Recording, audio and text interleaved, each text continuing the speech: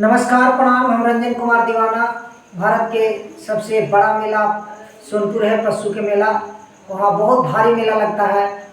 उसी पर एक गाना है, सोनपुर के मेलवा में धनिया हेरेलिए दरोगा बाबू। ये गाना के पूरा सुनिए। इस गाना में क्या क्या कहानी बताया गया है, और सुन के लाइक और कमेंट सब्सक्राइब जरूर कीजिए।